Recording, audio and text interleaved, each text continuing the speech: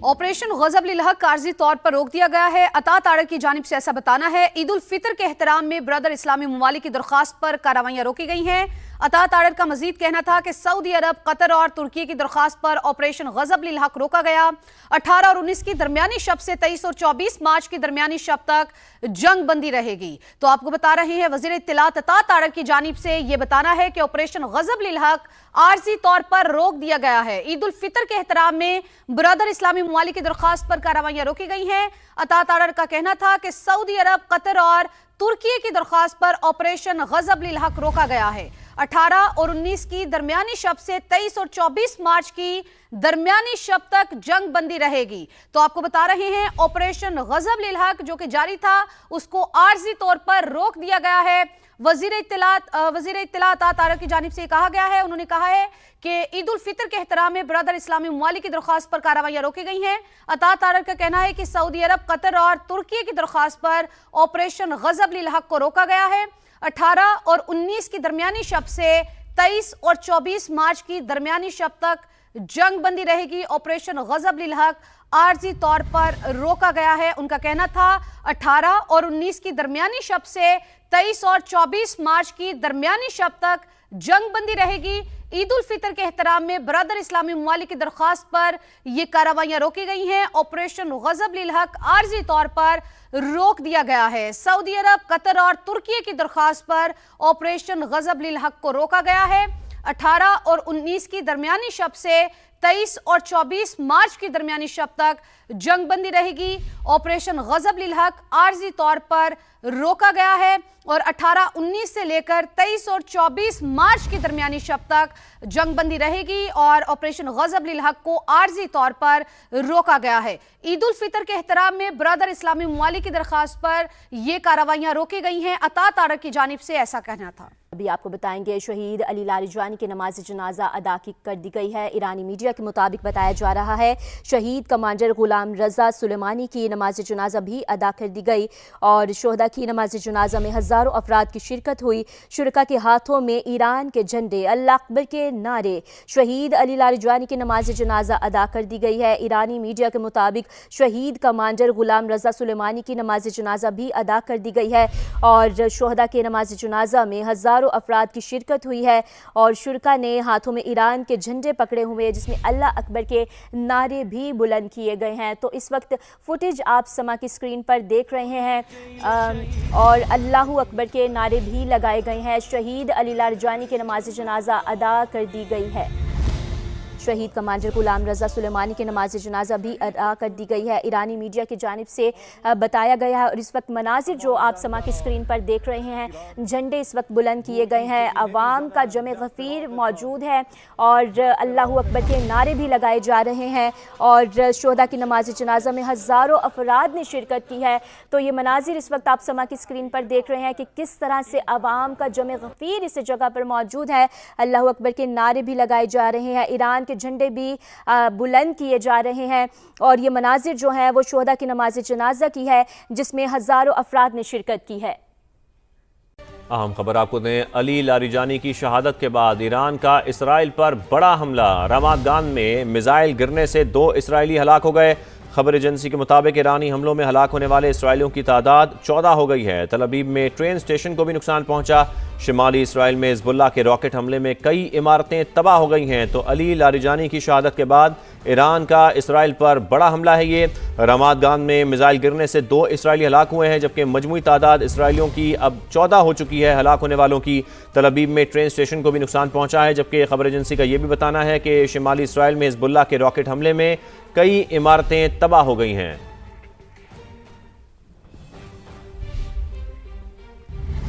खबर यह है कि सऊदी अरब ने 3 ड्रोन्स मजीद मार गिराए। सऊदी वजारत दिफा की जानिब से ऐसा बताया गया कि मशरक़ी रीजन में 2 हमलों का सामना किया। पहले हमले में अल-खरज में बैलिस्टिक मिसाइल तबाह किया। मिसाइल का मलबा प्रिंस सुल्तान एयरबेस के करीब गिरा। दूसरे मरहले में 3 ड्रोन्स फ़ज़ा में तबाह किए। तो सऊदी अरब ने मजीद 3 ड्रोन्स मार गिराए। मशरक़ी रीजन में 2 हमलों का सामना किया, ऐसा बताया गया है सऊदी वजारत दिफा की जानिब से। पहले हमले में अल-खरज में बैलिस्टिक मिसाइल तबाह किया। मिसाइल का मलबा प्रिंस सुल्तान एयरबेस के करीब गिरा। दूसरे हमले में 3 ड्रोन्स फ़ज़ा में ही तबाह किए।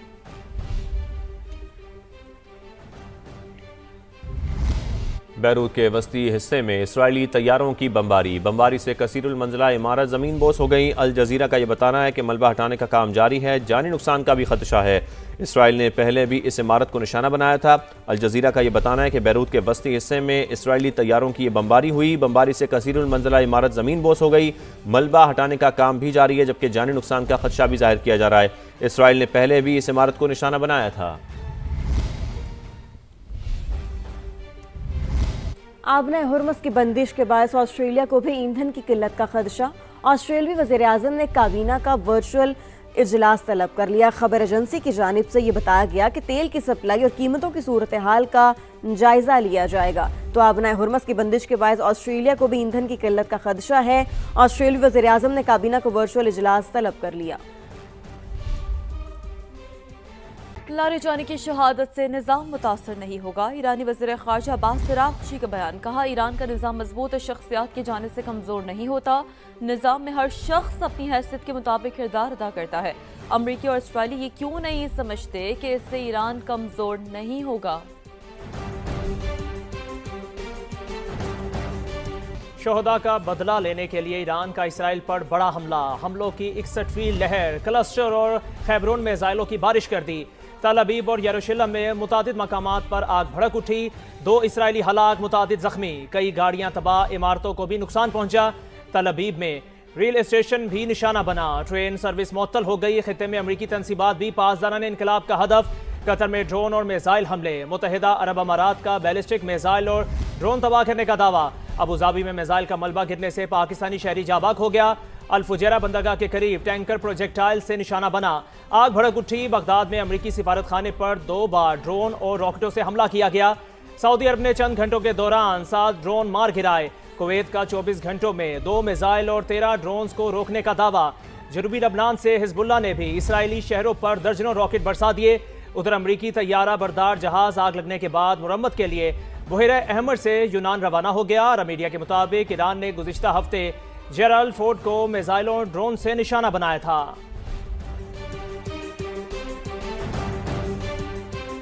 امریکہ اور اسرائیل کی ایران پر وحشیانہ بمباری جاری ہے، تہران سمیت متعدد علاقوں کو نشانہ بنایا گیا۔ امریکی سینٹرل کمانڈ کے مطابق ایران کے میزائل اہداف پر شدید بمباری کی گئی۔ آبنۂ ہرمز کے قریب ایرانی تنصیبات کو نشانہ بنایا، زیر زمین اور مضبوط اہداف کو تباہ کرنے والے 5000 پاؤنڈ وزنی ڈیپ پینیٹریٹرز بم برسائے گئے۔ اس سے پہلے امریکی اور اسرائیلی فوج نے بوشہر ایٹمی بجلی گھر کے قریب میزائل حملہ کیا، کسی نقصان کی اطلاع نہیں ملی۔ IAEA کے مطابق ایٹمی بجلی گھر بھی محفوظ ہے۔ اسرائیل کے لبنان پر حملے جاری، رہائشی عمارتوں پر بمباری سے مزید 6 شہری شہید ہو گئے۔ جنوبی لبنان میں 2 فوجی بھی صہیونی درندگی کا نشانہ بن گئے۔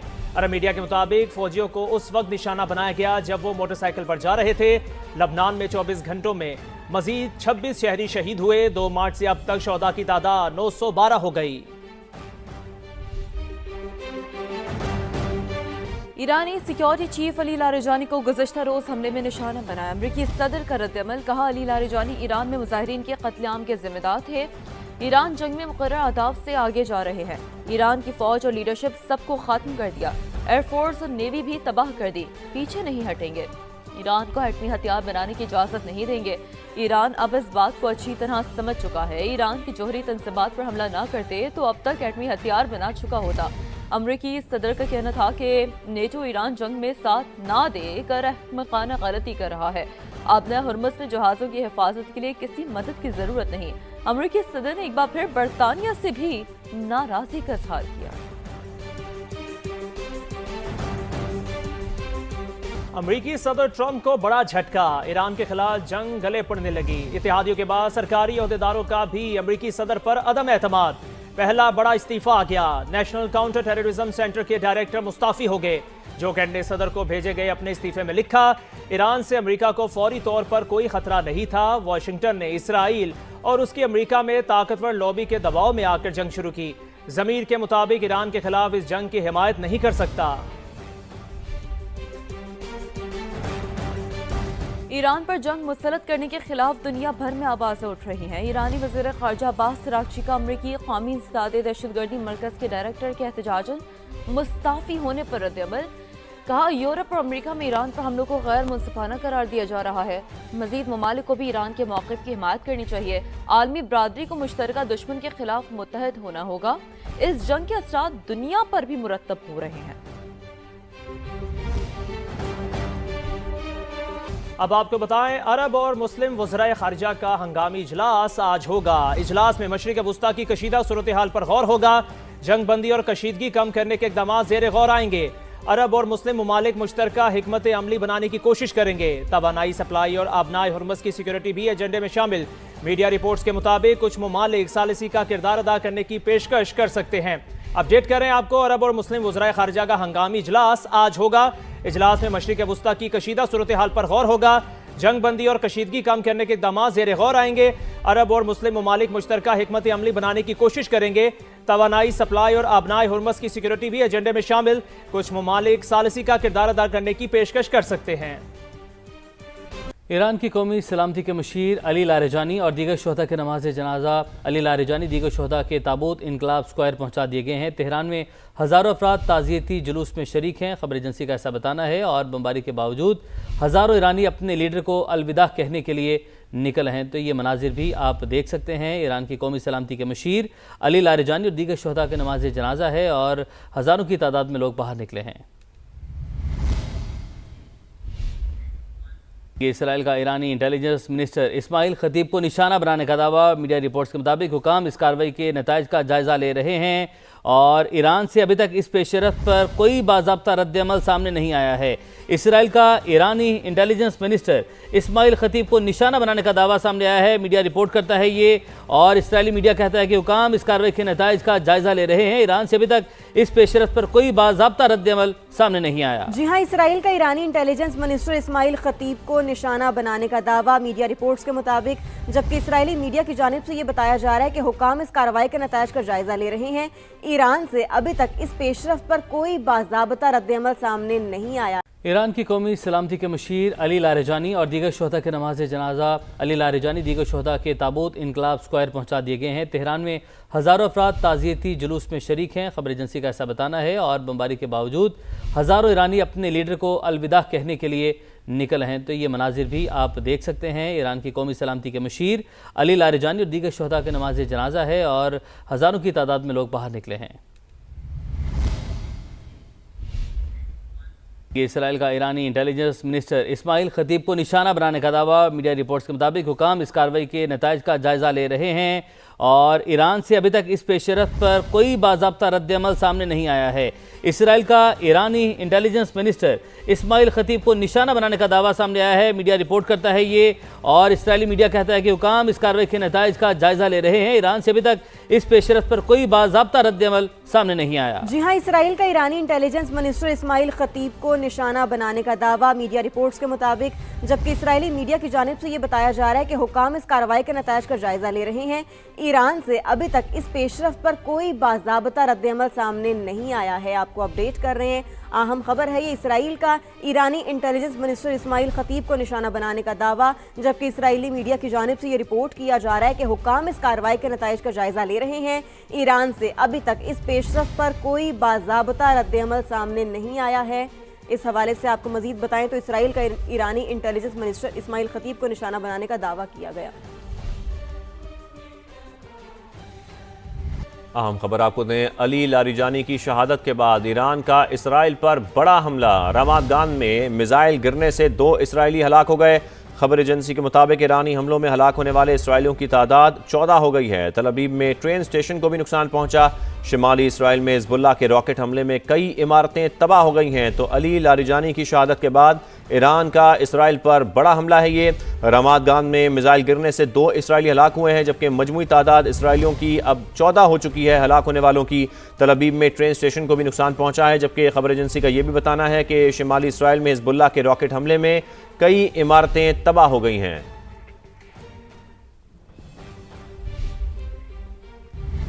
خبر یہ ہے کہ سعودی عرب نے 3 ڈرونز مزید مار گرائے۔ سعودی وزارت دفاع کی جانب سے ایسا بتایا گیا کہ مشرقی ریجن میں 2 حملوں کا سامنا کیا۔ پہلے حملے میں الخرج میں بیلسٹک میزائل تباہ کیا۔ میزائل کا ملبہ پرنس سلطان ایئر بیس کے قریب گرا۔ دوسرے مرحلے میں 3 ڈرونز فضا میں تباہ کیے۔ تو سعودی عرب نے مزید 3 ڈرونز مار گرائے. مشرقی ریجن میں 2 حملوں کا سامنا کیا، ایسا بتایا گیا ہے سعودی وزارت دفاع کی جانب سے.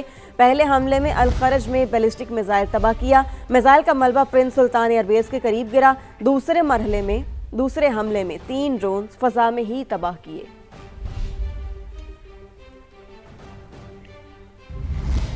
بیروت کے وسطی حصے میں اسرائیلی طیاروں کی بمباری سے کثیر المنزلہ عمارت زمین بوس ہو گئی. الجزیرہ کا یہ بتانا ہے کہ ملبہ ہٹانے کا کام جاری ہے، جانی نقصان کا بھی خدشہ ہے. اسرائیل نے پہلے بھی اس عمارت کو نشانہ بنایا تھا. الجزیرہ کا یہ بتانا ہے کہ بیروت کے وسطی حصے میں اسرائیلی طیاروں کی یہ بمباری ہوئی. بمباری سے کثیر المنزلہ عمارت زمین بوس ہو گئی. ملبہ ہٹانے کا کام بھی جاری ہے، جبکہ جانی نقصان کا خدشہ بھی ظاہر کیا جا رہا ہے. اسرائیل نے پہلے بھی اس عمارت کو نشانہ بنایا تھا. آبنہ ہرمز کی بندش کے باعث آسٹریلیا کو بھی ایندھن کی قلت کا خدشہ.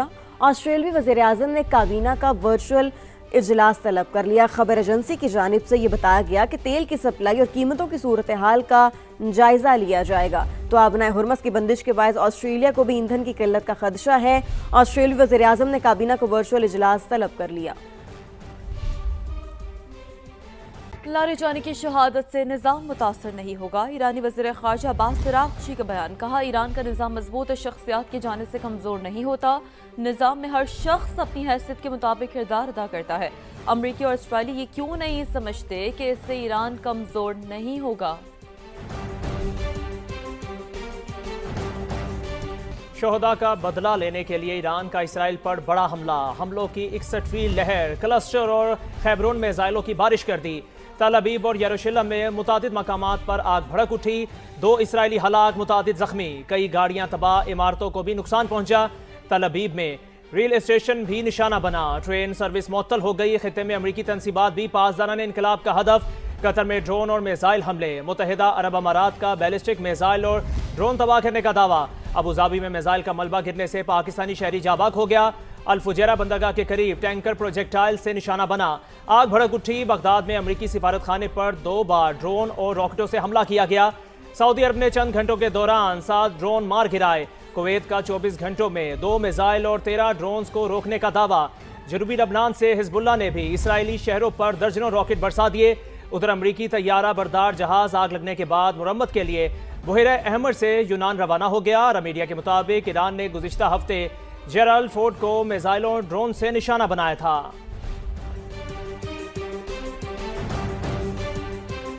امریکہ اور اسرائیل کی ایران پر وحشیانہ بمباری جاری ہے. تہران سمیت متعدد علاقوں کو نشانہ بنایا گیا. امریکی سینٹرل کمانڈ کے مطابق ایران کے میزائل اہداف پر شدید بمباری کی گئی. آبنہ ہرمز کے قریب ایرانی تنصیبات کو نشانہ بنایا. زیر زمین اور مضبوط اہداف کو تباہ کرنے والے 5000 پاؤنڈ وزنی ڈیپ پینیٹریٹرز بم برسائے گئے. اس سے پہلے امریکی اور اسرائیلی فوج نے بوشہر ایٹمی بجلی گھر کے قریب میزائل حملہ کیا. کسی نقصان کی اطلاع نہیں ملی. IAEA کے مطابق ایٹمی بجلی گھر بھی محفوظ ہے. اسرائیل کے لبنان پر حملے جاری. رہائشی عمارتوں پر بمباری سے مزید 6 شہری شہید ہو گئے. جنوبی لبنان میں 2 فوجی بھی صہیونی درندگی کا نشانہ بن گئے. عرب میڈیا کے مطابق فوجیوں کو اس وقت نشانہ بنایا گیا جب وہ موٹر سائیکل پر جا رہے تھے. لبنان میں 24 گھنٹوں میں مزید 26 شہری شہید ہوئے. 2 مارچ سے اب تک شہداء کی تعداد 912 ہو گئی.